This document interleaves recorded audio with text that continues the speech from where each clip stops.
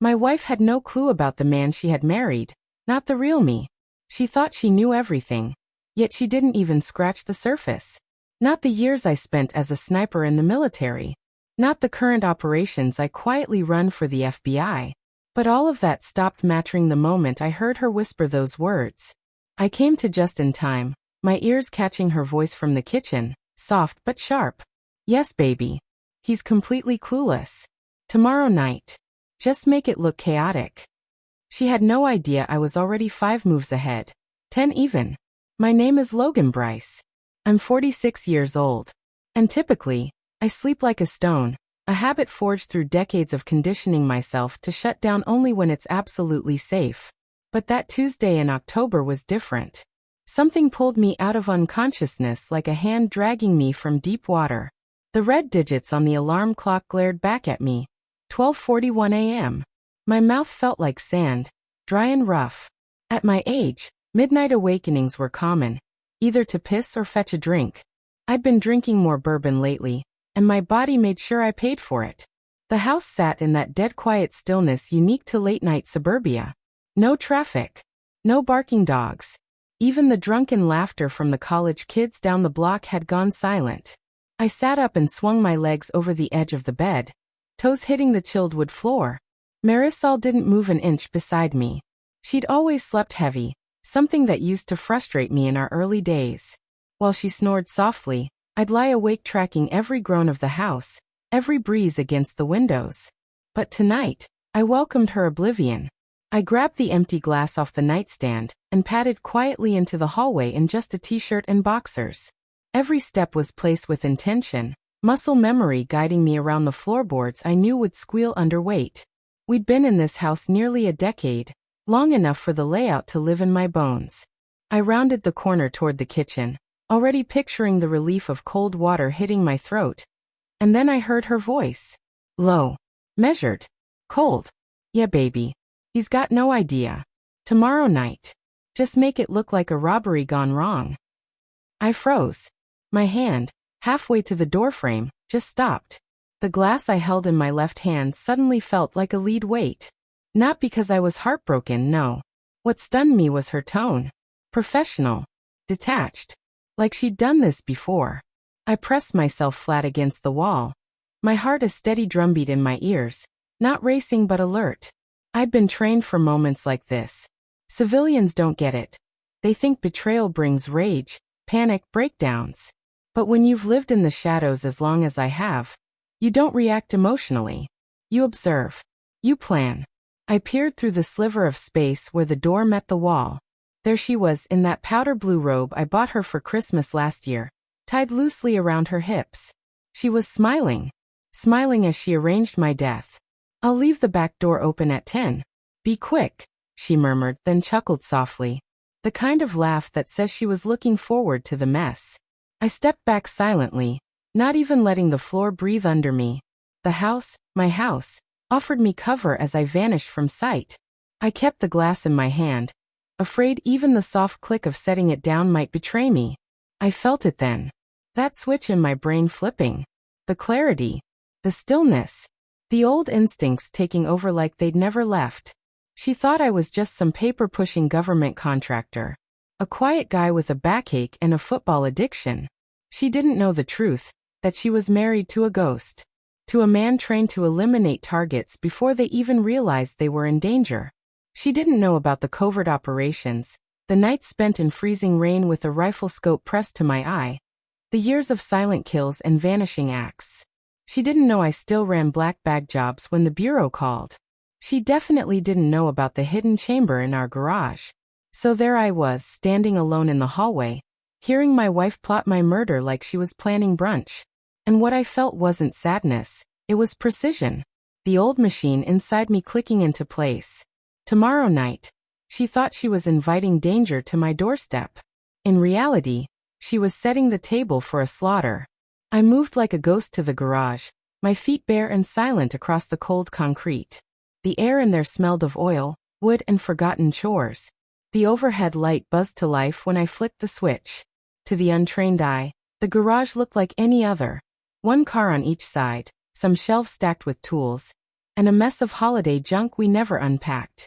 But that was camouflage. I walked past the workbench, past the mower that hadn't seen action in months, straight to the far wall, where a row of dusty paint cans sat like old soldiers waiting for orders. To most people, those cans were just clutter. They were wrong. They were never supposed to suspect a thing.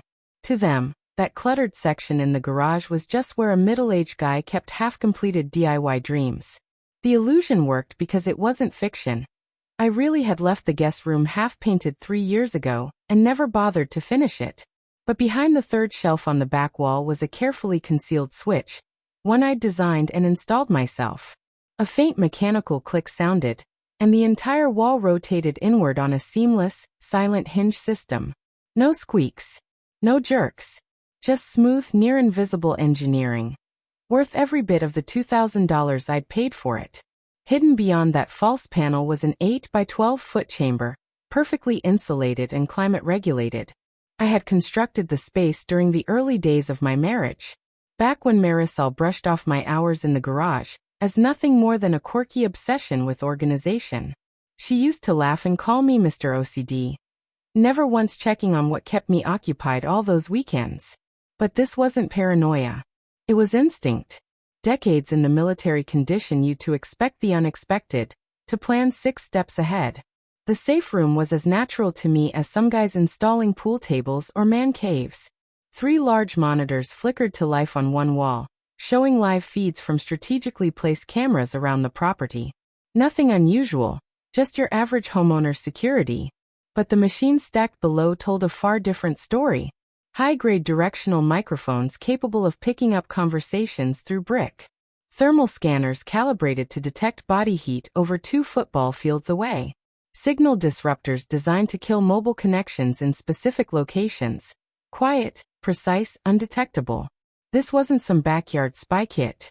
This was the kind of tech you didn't find on shelves, the kind you got through networks that had vanished off record years ago. I settled into the chair in front of the central command panel and powered everything on. The low electronic hum filled the room, familiar and oddly reassuring. As far as Marisol knew, I worked as a mid-level logistics consultant. In a way, that was partially true. My work did involve logistics, though not the office kind. The truth was, Logan Bryce was an identity crafted for public consumption, one I'd worn for nearly a decade. What she didn't realize, what no one outside the inner ring ever knew, was that my actual assignment didn't appear on any official flowchart. I was embedded in a covert segment of the FBI's counterintelligence operations.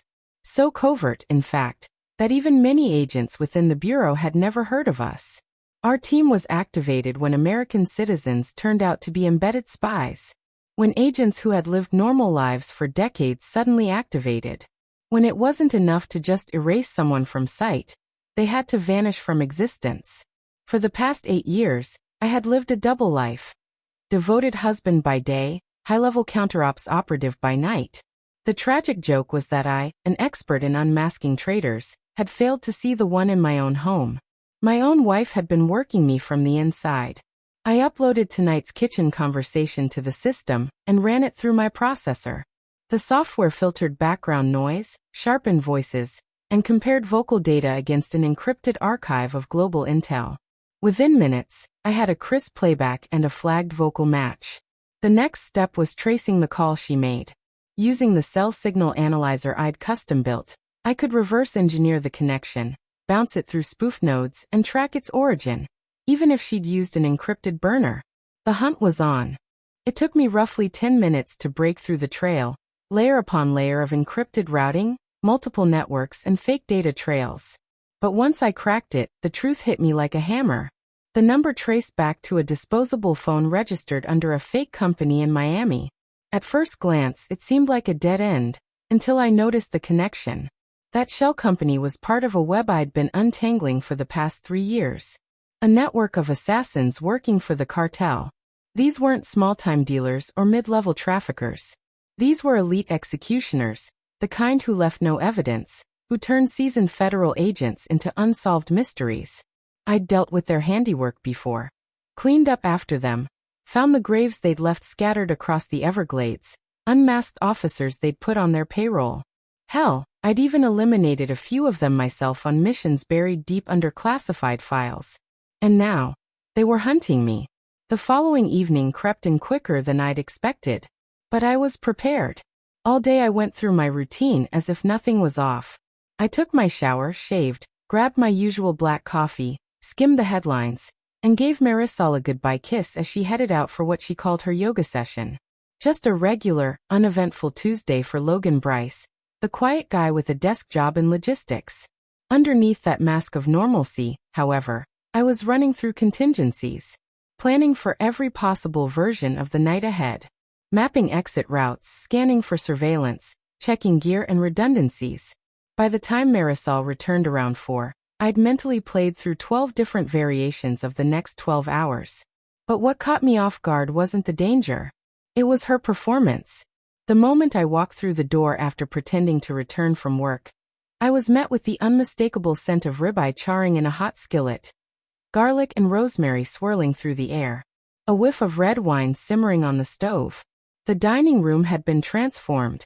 Our finest china was laid out, the cloth napkins unfolded just so. There were lit candles and antique holders I didn't even know we owned, and soft classical melodies floated in from the speaker in the kitchen. "Hey honey," she called sweetly, voice light and welcoming. Perfect timing. Dinner's almost ready. She stepped into view wearing the black dress I'd gotten her for our anniversary 2 years ago. Her hair was styled exactly how I liked it, makeup subtle and elegant. She looked breathtaking.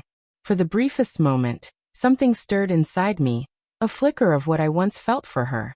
Then her words from the previous night came back to me. "Just make it look messy." "What's the special occasion?" I asked, slipping off my jacket and loosening my tie, feigning the role of pleasantly surprised husband. "Do I need a reason to spoil my man?" she replied, stepping in close to smooth my collar, fingers lightly touching my chest. "Thought it was time we had a proper evening together. We've both been swamped lately." She was good. Too good. Every touch, every glance, every word was laced with a rehearsed tenderness. Her perfume, the same one she wore the first night we met, clung faintly to her skin. Her every move was designed to draw me in, to erase suspicion and wrap me in comfort. "I'm definitely not complaining," I murmured, wrapping my arms around her waist. "Smells amazing in here." She smiled, brushing her lips against mine, soft, deliberate. "Go wash up. I'll set everything out." Dinner was flawless. The steak cooked just the way I liked, medium rare with a crisp, buttery crust.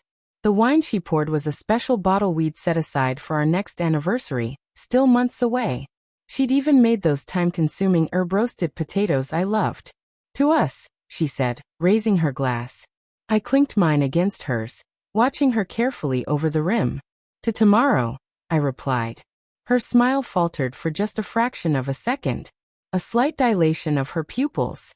A subtle double blink. Most wouldn't have noticed. But I wasn't most people. I was trained to read the nervous system like a map. She'd registered the reference, and for a heartbeat, her mask had slipped.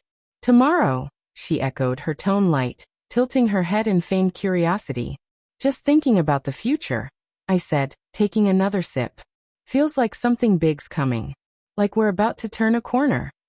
She nodded, sliding back into character with ease, as if nothing had happened. For the rest of the meal, she was relaxed, charming, everything I once thought she was. She laughed at my jokes, asked thoughtful questions about my day, grumbled about traffic after yoga. The act was seamless. But I caught her glancing at her phone, twice, when she thought my attention was elsewhere. After the dishes were cleared, she began stacking plates. "I need to head out for a bit," she said, casual as ever. "Karen called, drama with Rick again. You know how she gets." Karen, her sister who lived on the other side of town, and had been married to the same laid-back guy for years. There was no drama. There was no emergency. This was the next move in her script. And I was ready for it. 15 years. That's how long she'd used the same excuse, visiting her sister Karen, whenever she needed to vanish for a few hours without explanation. "Poor Karen," I muttered, watching Marisol rinse out her wine glass. "That woman needs to know when to walk away." Marisol froze mid-step, glass hovering halfway to the sink. What do you mean? I shrugged. Some people think they're in control of the situation, but they don't realize they're in too deep. Playing games they don't fully understand usually ends badly. She stared at me, like she was trying to peel back the layers of my words. Sometimes people surprise you, she said quietly. The ones you think you know inside and out turn out to be strangers. That's true, I nodded. But it's usually the one doing the surprising who ends up regretting it the most.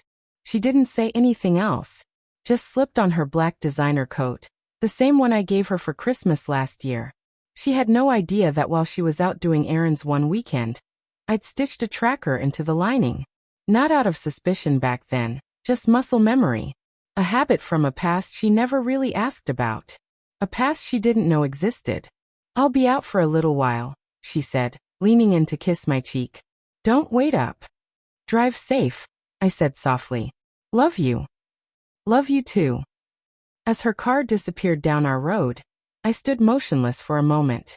Then I headed straight to the back of the house. My hidden surveillance room lit up in seconds, the GPS signal already pulsing on the map. Within moments, I activated the drone I'd parked just outside. It lifted silently into the cool night air, its tiny rotors whispering like dragonfly wings as it ascended. I'd built it myself. Military specs, civilian shell. To anyone looking up, it was just a hobbyist's toy. No one ever looked up anymore. From the screen, I watched the live feed as the drone gained altitude and turned east. It was headed toward a familiar site, an abandoned construction project that stalled 2 years ago due to funding issues. I remembered it clearly. Concrete slabs, exposed rebar, and tall grass reclaiming the space where a shopping center was supposed to rise. Secluded, hard to surveil, easy to escape from. It was the kind of place I would have chosen for a covert meetup. As the drone approached, I switched the camera to thermal imaging. And that's when the chill settled into my bones. 10 distinct heat signatures, clustered around 3 parked vehicles near a crumbling concrete wall. 10 men, based on size and shape. And they were armed. Each one carried what looked like long rifles or tactical gear strapped to their chests. This wasn't a break-in. This wasn't even a hit job. It was an op. A coordinated military-style op. I zoomed in with the drone's visual camera, locking onto the familiar figure in the middle of the group. Marisol. She was no longer in her elegant dress. She'd changed into full tactical gear, dark pants, combat boots, a jacket loaded with compartments. Her hair was tied back, and from the way she moved her hands, it was clear she was in charge. Then I saw what she was holding. Rolled up documents, which she unfurled over the hood of one of the SUVs. Blueprints. She was briefing them on the layout of our house. My house. She pointed at specific locations, traced her fingers over paths and corners. Without audio, I could still read the entire scene, identifying entry points, lines of sight, ambush positions. She was walking them through every step of how to get inside. And how to get to me. But then for the first time in a full day, I smiled. Because I knew something she didn't. 3 months after we got married, she'd asked to see the blueprints. Said she wanted to renovate. Expand the kitchen, maybe knock down a wall or 2. Domestic bliss. I'd played along, pretending I believed her. And I'd given her fake plans. The layout she memorized? It wouldn't lead her where she thought. Not to the real safe room. Not to the traps I'd built in the walls. Not to the fail-safes that would trigger if someone crossed a line they shouldn't. She'd planned a perfect storm. But I had designed the weather. The blueprints Marisol had were fake, carefully fabricated lies. During my first year at the Rail House, I'd quietly rebuilt it from the inside out.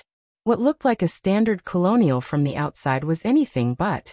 Hidden compartments lay behind seemingly regular drywall, doors reinforced to military-grade specs, and motion-activated sensors cloaked as harmless smoke detectors. The pressure plates I installed would have made even the most seasoned operative hesitate. The house wasn't a home. It was a fortress masquerading as a suburban dream. But none of that was on the set of plans I'd passed along. In Marisol's version, our house was textbook normal. Nothing to suggest that stepping inside could mean stepping into a death trap. She believed she was delivering the keys to a quick kill. In reality, She was handing over a path lined with failsafes I'd obsessed over for years. From my drone's perch high above, I shifted the camera slightly, narrowing in on the group below. One of the men stood out. Tall, well-built, dressed in premium tactical wear. His arm casually wrapped around Marisol's waist like they'd known each other far longer than this mission warranted. She leaned into him with a familiarity that told me everything I needed to know. Then came the kiss, not a harmless peck, but something deeper, intimate. This wasn't business. It was personal. Maybe it always had been. That gut-turning feeling that rose in me wasn't jealousy. It was clarity. She didn't just want me gone. She wanted to be the architect of it. The man she was with, sweetheart, I remembered from last night's intercepted call, was clearly in charge. He took the blueprints and started organizing his team. I recognized the hand signs he used, tight formations, fallback points, breach timing. This was military-grade execution. These weren't just thugs or cartel enforcers. They were trained. Probably ex-special forces or hired private contractors working off the record. Ruthless, efficient, and expensive. For a standard house and an unarmed man, 10 guys like this would be overkill. But I was no ordinary civilian, and they were about to learn that. I watched them finalize their strategy, burn the layout into their memories, and load back into their SUVs. Marisol said a few final words to Sweetheart, and then peeled away in her own car. Her performance had been near flawless. A caring wife playing her role to perfection. I needed to return too, back into character. The oblivious husband with no idea that his life was being measured in hours. It was 8:47 p.m. when I exited through the storm cellar, vanishing beneath the house like a ghost slipping into the underworld. The drain tunnel that ran under the neighborhood had been part of the original city infrastructure, long forgotten by most, but it suited my needs perfectly. By the time I returned, Marisol had been home for 20 minutes. She greeted me warmly, asked how my day went, and suggested a movie. I gave her a tired smile, told her I had emails to answer, and would probably head to bed early. She kissed my forehead, her eyes soft, her voice tender.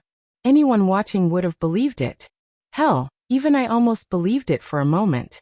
My real gear was hidden below, camouflaged among old crates and plastic bins. Nothing flashy, just tried and tested essentials. My ghillie suit was packed in pieces, the suppressed rifle disassembled, tucked inside an ordinary hiking bag. A nightscope, a pouch of ammo, protein bars, and a thermos of straight black coffee rounded it out.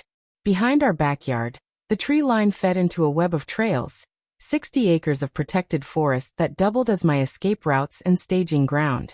By daylight, the place saw joggers, dog walkers, and amateur photographers.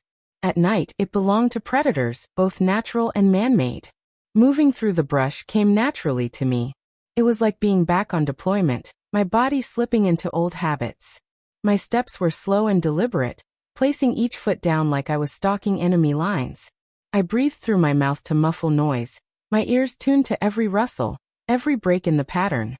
2 decades of service don't just fade away. Suburbia doesn't erase battlefield instincts. My body still remembered how to vanish, how to flow from tree to shadow without drawing a breath of attention. Half a mile in, I reached the remains of the old textile mill.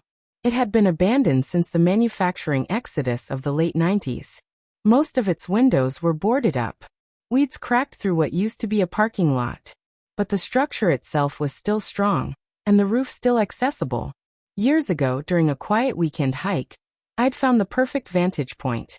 The northeast corner of the roof gave me full visual access to my street, my backyard, and multiple escape routes if things hit the fan. I hadn't known then if I'd ever need it, but something in me had insisted on preparing anyway. The climb up the fire escape took only minutes. Though rusted, the metal stairs held firm. At the top, I found the place I'd marked. A shallow dip where a vent used to be, hidden from view and elevated just enough for a clear shot. I lay down, the rifle coming together with practiced ease, and settled in to wait. Tonight, they'd come for the man they thought I was. But instead of an easy kill, they were walking into a nightmare built brick by calculated brick. And me? I was done playing house. I left my concealed perch, a natural sniper's nest that provided excellent cover. My hands moved with mechanical efficiency, assembling my rifle as if by muscle memory. The result of countless nights performing the same task in complete darkness. It was a customized Remington 7308 with a precision-engineered Winchester barrel, a military-grade scope, and a suppressor that would reduce the firing noise to something barely louder than a hard cough. Not the most expensive setup on the market, but as dependable as gravity and deadly accurate up to 800 meters, especially in my hands, which had never missed when it counted. I peered through the scope at my home. It looked just like any other peaceful suburban residence. The living room and kitchen lights were on, casting a soft glow through the windows. Inside, I saw Marisol busy, probably cleaning up after dinner. On the back deck, the porch light spread a mellow amber hue across the wood planks where we used to host barbecues, laughing like everything was perfect. At exactly 9:15, just like she'd said during that hushed phone call 2 nights ago, she came to the back door, unlocked it, then disappeared again. Likely heading to whatever spot she thought would shield her when the bullets started flying. I glanced at my watch and settled in. From the tiny receiver in my ear, I could hear the live audio feed from the listening devices planted throughout the house.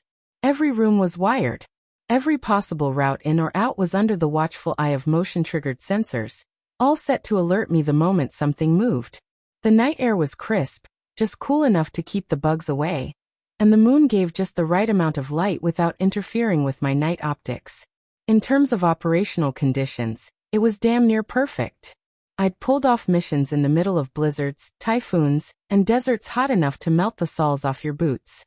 Compared to that, a breezy October night in suburban Virginia felt like a weekend getaway. They showed up at 9:43 p.m. 3 vehicles, dark and silent, crept down the old maintenance road behind the neighborhood. No headlights, no noise. Professional execution. Just as I expected. They stopped roughly 200 meters out, a smart distance. Close enough for a rapid approach, far enough that engine noise wouldn't wake anyone. I tracked them through my scope as 10 figures spilled out. Tactical vests, helmets, rifles, full combat loadouts. They moved like wolves, like they'd done this dozens of times. But what they didn't realize was they weren't hunting me. I was the one hunting them. At 9:43 on the dot, they emerged from the shadows like phantoms. No voices. No unnecessary movement. No clumsy errors. These men were seasoned, that much was obvious. And as I watched them fan out with clean, rehearsed precision, I felt something that hovered between professional admiration and cold amusement. They were skilled. I'd give them that. They weren't charging in like idiots.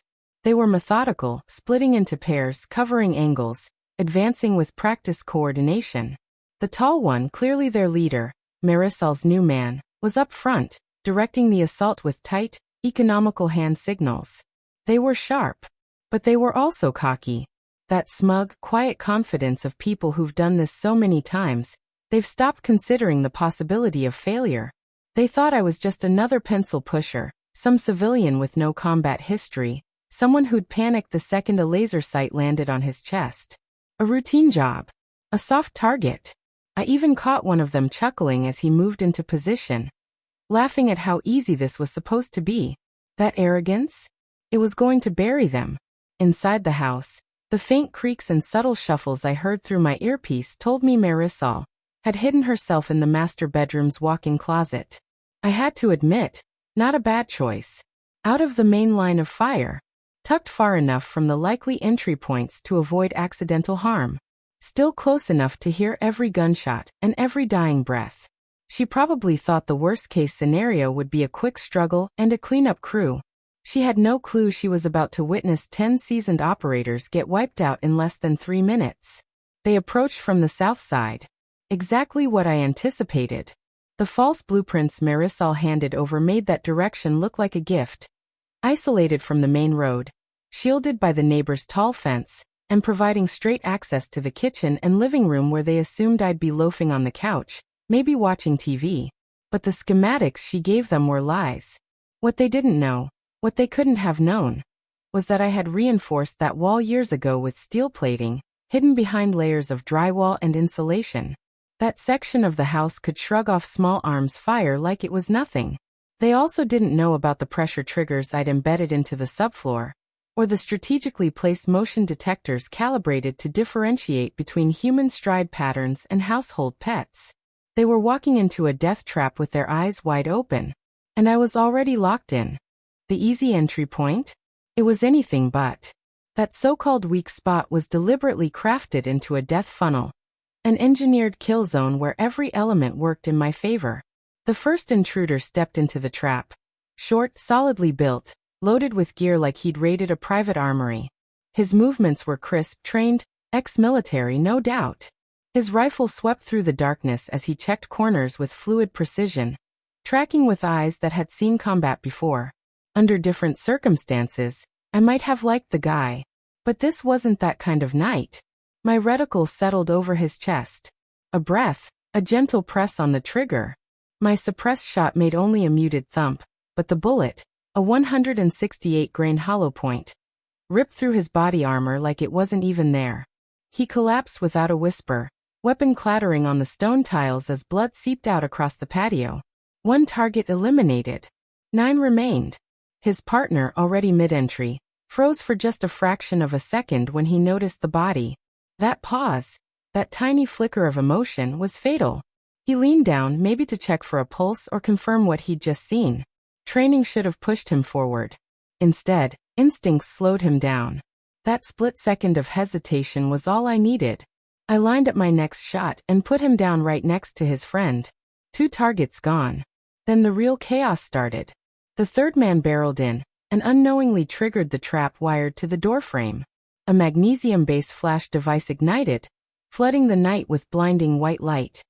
Bright enough to scorch your vision and fry your night optics. He shrieked, stumbling backward, hands to his face, caught completely off guard. The pressure plate under the doormat activated instantly after, setting off a booby trap built from a shotgun shell packed with roofing nails. The blast blew his legs out from under him and sprayed the patio in gore. He collapsed in a limp heap, unconscious before he hit the floor. 3 down. And then came the screaming. Not from the third guy, who was already knocked out cold, but from the others as reality crashed into them. They weren't up against some clueless homeowner with a deer rifle. This was something else. Contact. Contact. Multiple men down. Where the hell is that fire coming from? One of them yelled. Tommy's hit. Tommy's hit. The man in charge, Mr. Sweetheart they called him, was barking orders, trying desperately to get control back. But his voice trembled. The edge of panic had crept in. He wasn't used to being outplayed. And he knew deep down that they'd walked into something far more calculated than they'd expected. Find the shooter. Locate that son of a bitch, he shouted, turning in circles, scanning the tree line. He had just enough experience to know the shots were coming from elevation. He probably suspected someone had dug in long before their approach.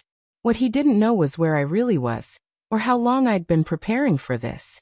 Through the scope, I saw another figure, the fourth one, trying to haul the bleeding mess of a teammate toward the neighbor's wooden fence, hoping for some cover.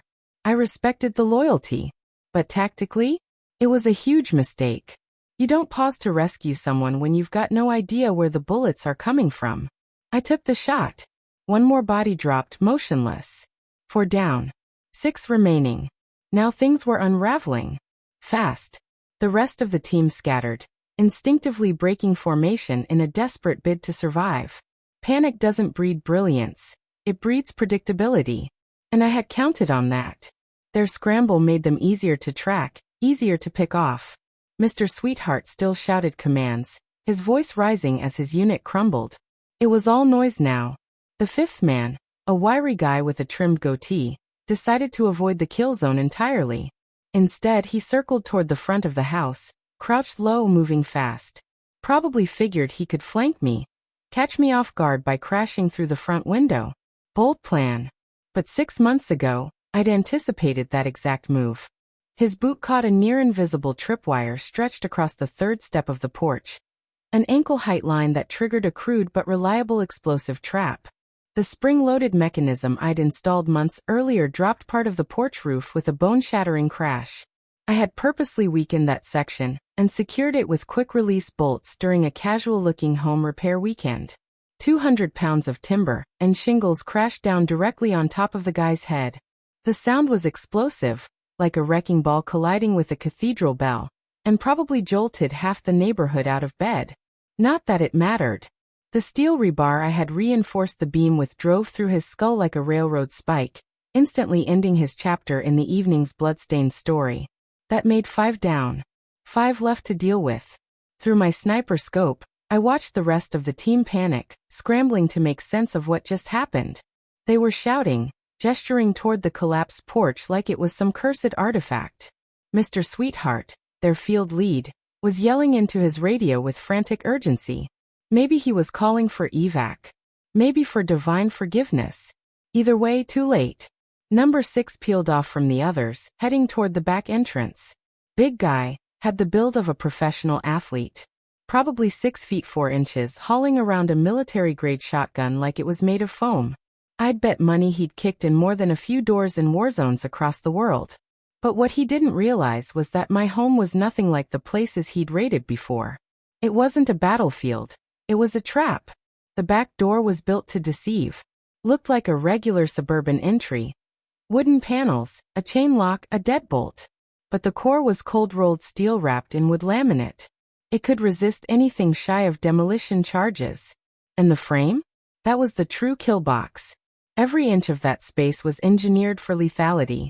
When he booted the door open, it gave way just like he expected, right before the hidden ceramic wire snapped.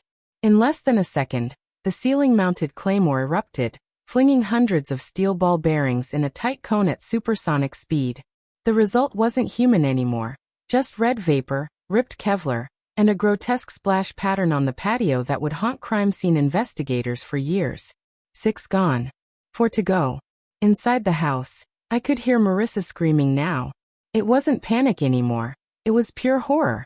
Shrill, guttural cries echoing through the security feed audio.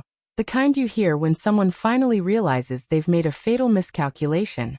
Her plan to have her husband eliminated had flipped spectacularly, turning into a slaughter she couldn't control.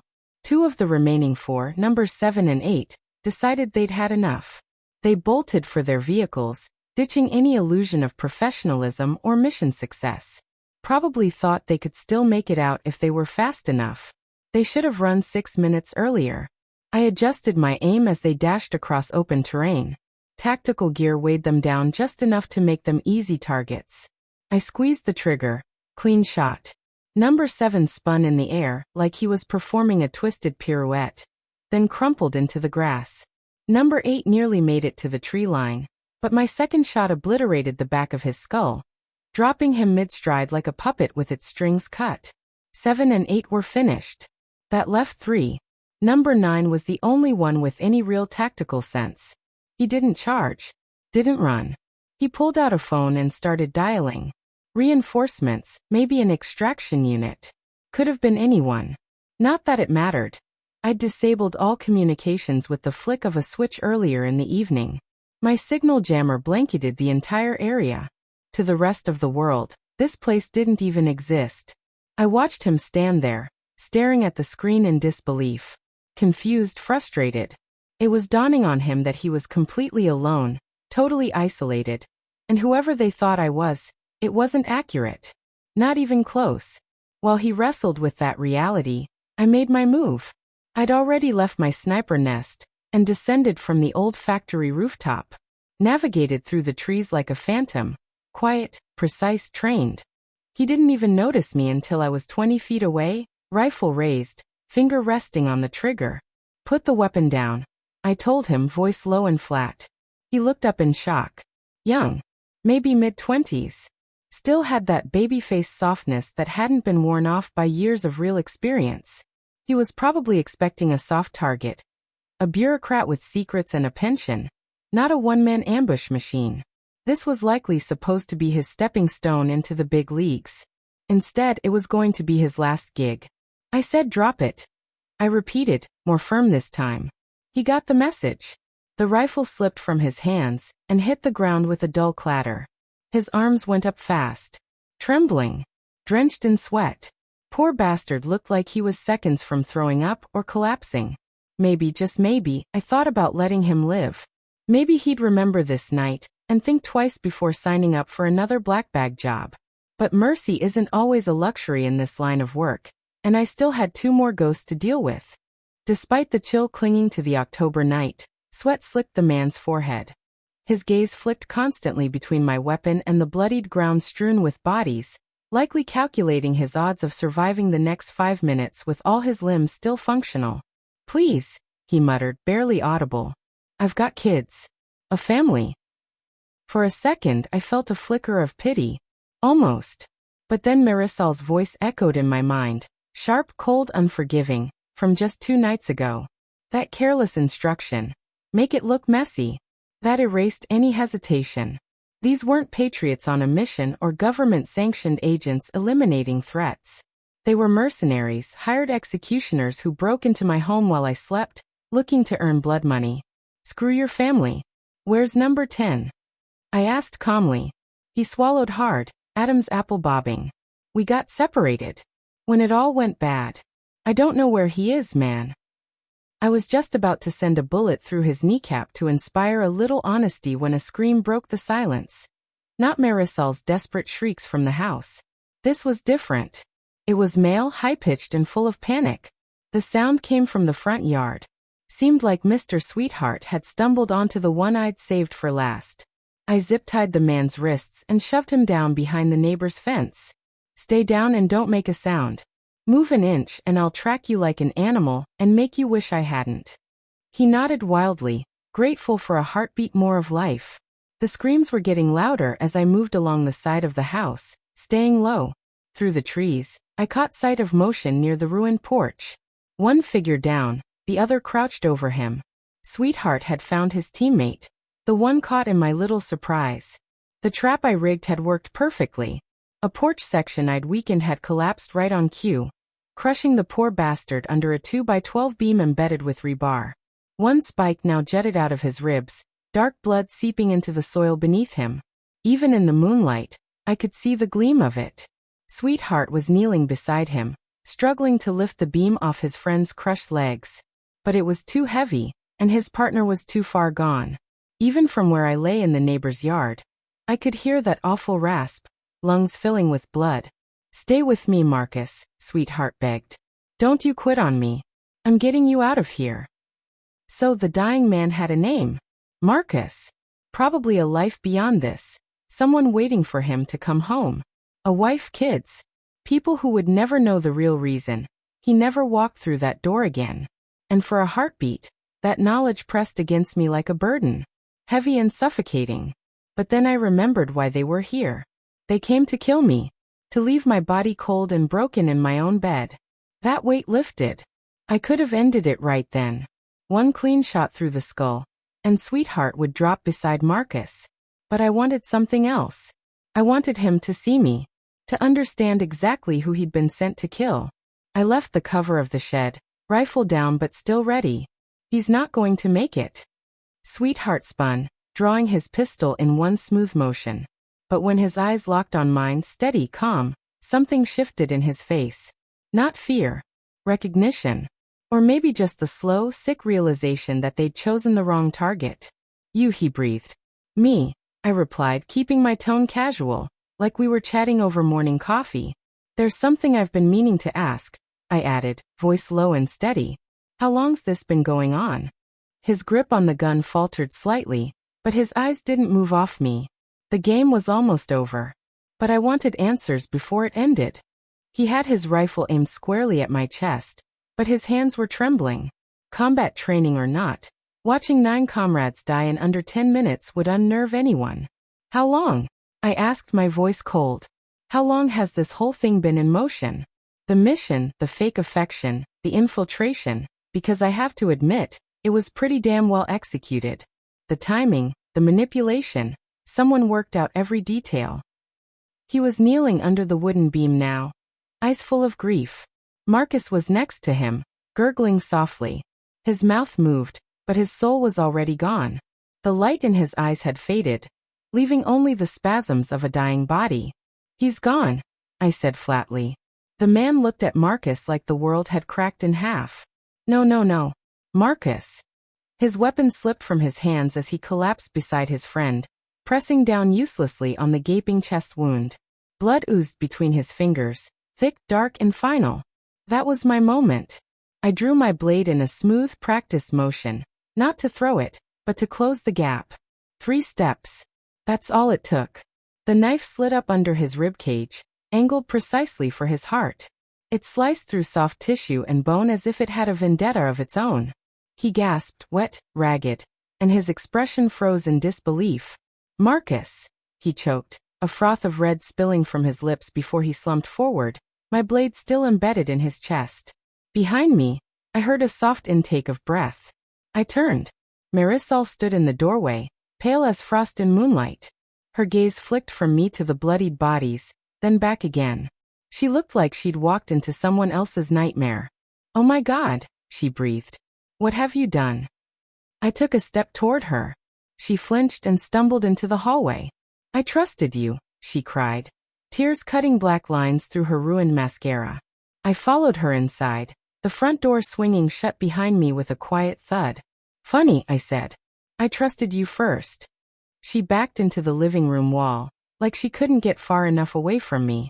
The elegant black dress she wore, the same one she'd used to lure me into a false sense of security, was torn at the shoulder, probably from when she dove for cover during the gunfight. Her face, usually immaculate, was a mess of tears, smudged makeup, and panic. "You're not who I thought you were," she whispered, hugging the wall. I almost laughed. The sheer absurdity of it was nearly too much. She had no clue how true that was. She moved, hand behind her back. I knew what she was reaching for, the little .38 revolver she kept in the nightstand. 6 months ago, she claimed she wanted to learn to shoot for self-defense. Said she was watching too many crime shows and couldn't sleep without a gun nearby. Lies, of course. She'd been planning this. But I was faster. I closed the space between us, grabbed her wrist, and slammed her hand against the wall until the weapon clattered to the hardwood. She yelped, more startled than hurt. "No chances." I spun her around, locked her arms behind her, and secured her wrists with plastic cuffs, the kind I'd intended for the guy guarding the perimeter. "Sit," I ordered, pushing her onto the couch. Her voice was barely audible. "Who are we waiting for?" I looked her dead in the eyes. The mask was gone now. All that remained was fear.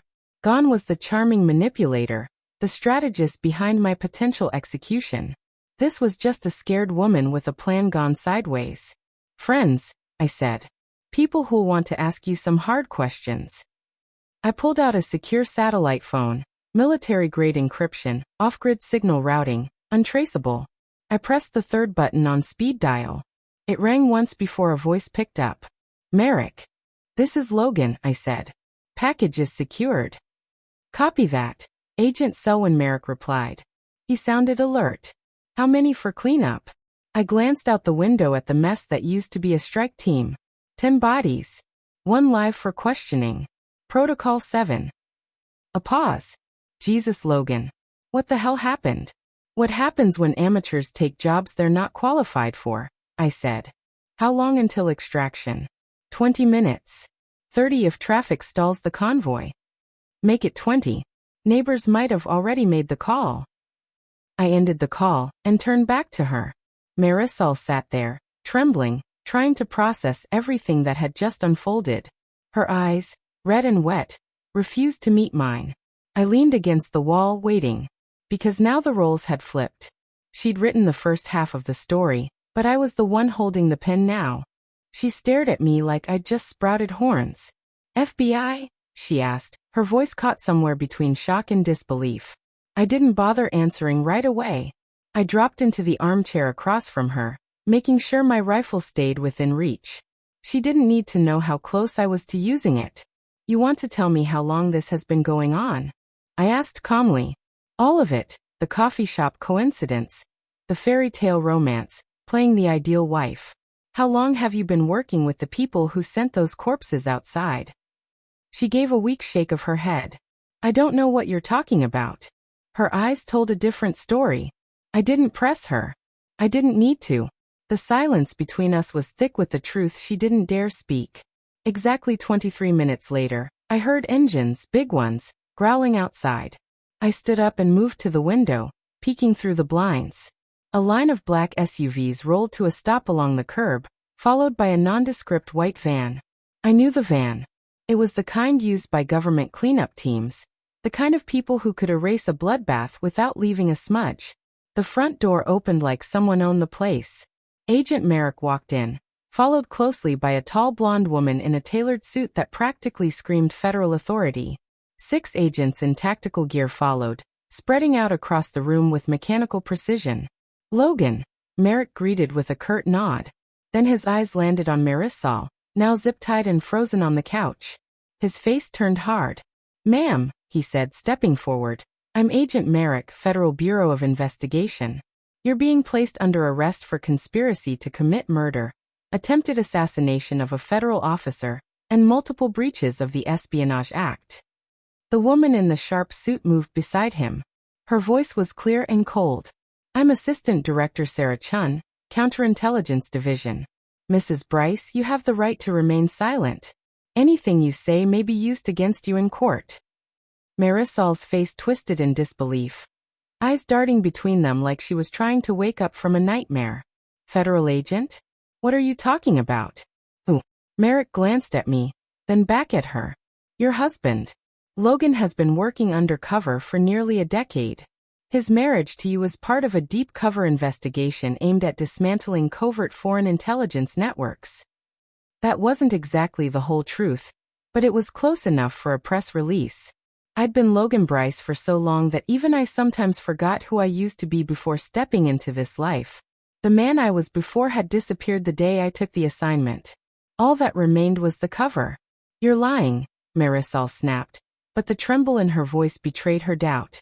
"Operation Glass Veil," Chun said, pulling out a tablet and swiping through files. "A joint effort between the FBI and CIA. We've been tracking a series of foreign criminal syndicates using marriages to infiltrate U.S. law enforcement." Her expression darkened. "You're not the first and you won't be the last. Or should I call you by your real name, Maria Elena Vasquez?" Marisol's skin turned the color of paper. "That's not my name," she whispered. "Born Caracas, Venezuela. 1987, Chun continued, ignoring her. "You were recruited by the Solano cartel at 19. Specialized in seduction-based infiltration and long-term undercover placement. Over the past decade, you've married 4 different law enforcement officers. 2 of them are dead. 1 is in witness protection. And now Logan." Everything snapped into place. She wasn't just a faithless wife plotting a murder for payout scheme.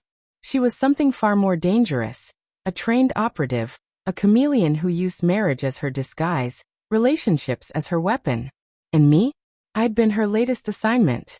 "The others," I said, my voice low. "The ones who died." "How?" Chun didn't blink as she flipped through another screen. "Poison. Staged accidents. One of them was gunned down after a compromised sting operation. She's never been sloppy until now." I looked at Marisol. "No, Maria," and the expression on her face was something I hadn't seen before. Not anger. Not fear. Defeat. The kind that only comes when your whole life, built on carefully stacked lies, crumbles in front of you. And mine? Mine had been a lie too. But at least I walked away with mine intact. She walked away with chains. She scrolled through her tablet in silence. "Detective Ray Morrison, LAPD." I read aloud. His death had been staged as gang retaliation, an explosion outside his apartment building. "Agent David Kim, DEA," I continued. "Supposedly a robbery gone wrong, but 3 bullets to the chest said otherwise. Professionals, just like the ones sent after me tonight. But tonight didn't go their way. This time, the prey was waiting. How deep does this go?" Merrick asked Maria. "How many operations do you have running?" She wouldn't look at him. Her eyes were locked on the ground, her mouth tight with defiance. "It's over," Chin cut in. "We've been chasing this web for 3 years. Tonight cracked it open. Phones, financials, mission logs. We're going to unravel everything now." They cuffed Maria and loaded her into the back seat of one of the SUVs. The convoy slipped into the darkness, leaving me standing alone on the porch, watching the cleanup crew get to work. Their movements were brisk and methodical, as if wiping away the blood and violence was just another item on a checklist. By morning, the place would look untouched. New boards nailed into place, a fresh coat of paint, not a drop of blood in sight. Landscaping crews would tidy the lawn, smooth the flower beds, and rake away any signs of struggle. My neighbors wouldn't suspect a thing. To them, this would be another quiet morning in suburbia. But I'd remember. And somewhere, locked in a cell under fluorescent lights, Maria Elena Vasquez would remember too. The op was finished. Glass veil had been exposed. And I was just a shadow again. 3 hours after the last federal vehicle disappeared into the distance, I tossed a duffel into the back of my F-150 and left the house I'd pretended to love. The government crew had done what they were paid to do, scrubbed away the signs of a battlefield and left behind the illusion of peace. But I could still smell the gunpowder. Still see the silhouettes of bodies crumpled across the grass. Some scars don't fade, no matter how much bleach you use. The highway stretched before me, empty and black under a sky still clinging to night. Occasionally, a truck passed by or a restless driver sped along with no destination in mind. I knew the feeling. Even in my so-called normal years, I'd spent too many nights like this, chasing roads instead of sleep. Before I left, Merrick had offered me another assignment. Another mask to wear. Another mission to blend into like a chameleon in enemy territory. Another war nobody wanted to talk about. I turned him down. Told him I was done pretending to be a family man while enemies schemed in my kitchen. The interstate carried me west, past half-built subdivisions and neon-lit shopping centers. Relics of an American dream I'd never truly been a part of. I passed the coffee shop where I'd first met Marisol. Where she'd smiled like she hadn't already picked me for a target. Back when I still believed that someone could love Logan Bryce.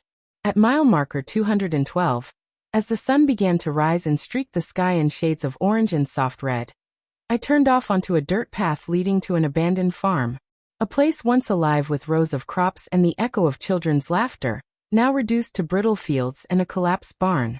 Years ago, I'd buried my real gear here, when caution still mattered. 20 yards from the south side of the barn, under a pile of carefully placed stones, I dug up the sealed case. Inside it, the rifle without a serial number. The notebook filled with names, routes, and information the world wasn't supposed to see. A pencil ground down to a nub. And one envelope with forged identities and proof that Logan Bryce had never been born. I sat under the lone oak tree, watching golden light sweep across forgotten land.